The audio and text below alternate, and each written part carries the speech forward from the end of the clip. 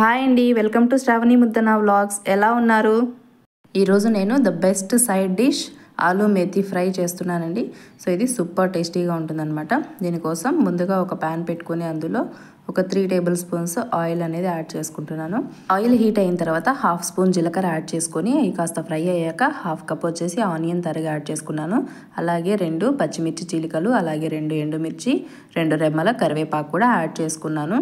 So దీన్ని ఇప్పుడంతా బాగా కలుపుకుంటూ కొంచెం ఫ్రై చేసుకోవాలి. పచ్చిమిర్చి అలాగే ఆనియన్ అనేవి ఫ్రై అయ్యే వరకు ఫ్రై చేసుకోవాలి.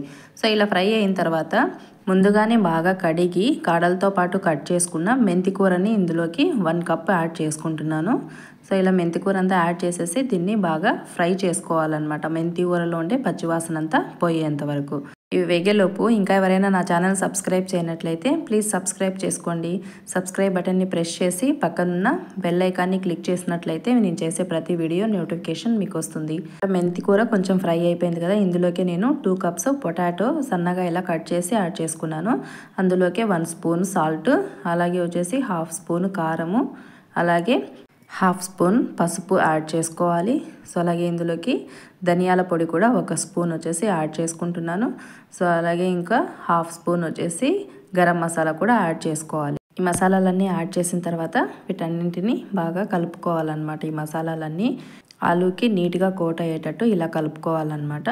సో ఇలాంతా కలిపేసిన తర్వాత వీటిని మూత పెట్టేసి హై ఫ్లేమ్లోనే ఉంచేసి మధ్యలో కలుపుకుంటూ ఫ్రై చేసుకోవాలి.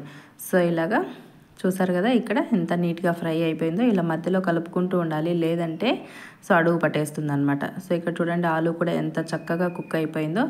సో ఇప్పుడు మనకి నీట్గా ఫ్రై అనేది రెడీ అయిపోయినట్లు. సో ఇప్పుడు దీన్ని మనం సర్వింగ్ బౌల్లోకి తీసేసుకొని సర్వ్ చేసేసుకోవడమే. ఎంతో టేస్టీగా ఉండే ఆలూ మేథీ ఫ్రై అనేది రెడీ అయిపోతుంది. సో ఇది వండేటప్పుడు వాసన అయితే ఇల్లంతా గుమగుమలాడిపోతుంది అనమాట. ఈ ఆలూ మేథీ ఫ్రై వచ్చేసి ఎప్పుడు పప్పుతో ద బెస్ట్ కాంబినేషన్ అని చెప్పేసి చెప్పుకోవచ్చు అనమాట. సో ఈ వీడియో కానీ మీకు నచ్చినట్లయితే మీరు కూడా ఒకసారి ట్రై చేయండి. అలాగే ఎలా కుదిరిందో కమెంట్ చేయండి. అలాగే వీడియోని లైక్ చేయండి.